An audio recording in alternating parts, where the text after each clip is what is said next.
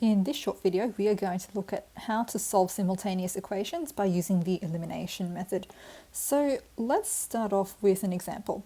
Let's say we have 2x plus y is equal to minus 4, and we also have minus x plus y is equal to 8, and we need to solve these simultaneous equations for x and for y.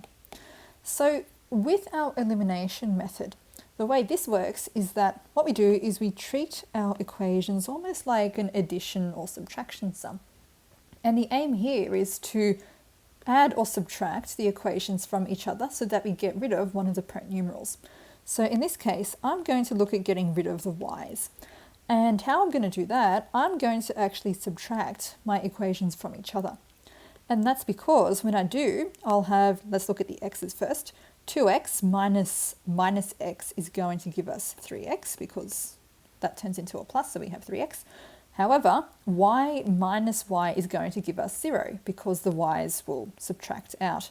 So therefore, we're just left with 3x plus 0y, which is just basically nothing, is equal to minus 4 minus 8. That's going to give us minus 12. So we're left with 3x is equal to minus 12, which we can simply solve for x. And to do that, we divide both sides by 3. And when we do so, we have x is equal to minus 4. So we found our x. What we need to do next is to find our y. And how we do that is we basically take what we have for x, substitute it in either the first or second equations, and then deduce what y is. Okay. So for this one, I'm going to look at equation number 2, where I have minus x plus y is equal to 8. I know my x is equal to negative 4, so I'm going to substitute that in for x here. So in so doing, I'll have minus 4 plus y is equal to 8. Minus 4 just translates to plus 4, so I have 4 plus y is equal to 8. And then subtracting 4 from both sides of the equation, I'll have y is equal to 4. So those are my answers for x and y. I have x is equal to minus 4 and y is equal to positive 4. Excellent. Now the next example we're going to look at is a bit more of a complicated one using elimination. Let's see why in a sec. Let's say we have 3x plus y is equal to 1 and we have minus x minus 3y is equal to 4. So once again, I'm going to treat these like an addition or subtraction sum, okay? And whoops, that minus should be a little bit closer to that x. And I'm going to treat this like an addition or subtraction sum, okay? But first of all, I need to pick a particular parent numeral to eliminate. So for this one, I'm going to choose y again, okay? Now, the problem with adding or subtracting the equations at the moment is that whatever I do, I'm not really going to get rid of the y's, okay? Because I have 3y on the top, and then I have minus 3y on the bottom. So then what I need to do is change something about my first equation so that the coefficient for the y is the same as the coefficient for the y in the second equation. So what I'm going to do is simply take this first equation and multiply everything by 3. So when I do that, I'll have 3 times 3x is going to give us 9x. 3 times y is going to give us positive 3y. And then I'm going to have 3 multiplied by 1 is going to give us positive 3. So I've just got an amended version of my first equation.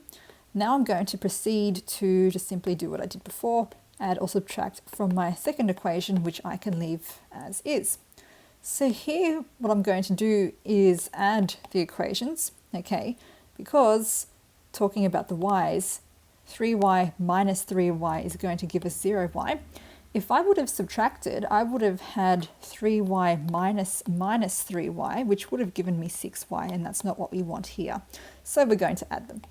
So we've added them, we get 0y. Now we have 9x minus x, that is going to give us 8x. So 8x plus 0y, and then 3 plus 4 is going to give us 7. So then let's continue on. So we have 8x is equal to 7.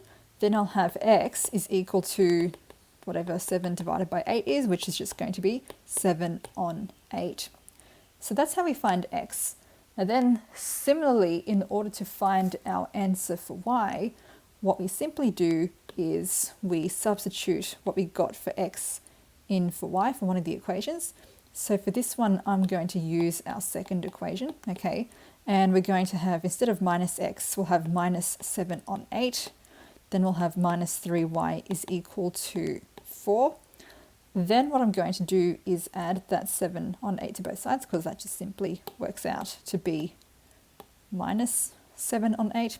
So let's add 7 on 8 to both sides.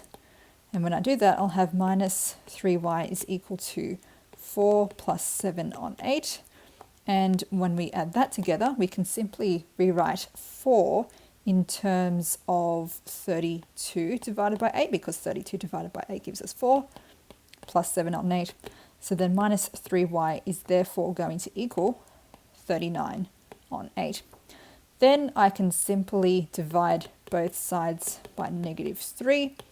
And when I do so, I'll have y is equal to 39 on 8 times negative 1 on 3. Remember, dividing by a fraction by a number is the same as timesing and flipping. So then we'll have y is equal to minus 39 all over 24. And we cannot simplify that any further because minus 39 is a prime number. So there we have it. Our answer for x is equal to 7 on 8, and our answer for y is equal to minus 39 on 24.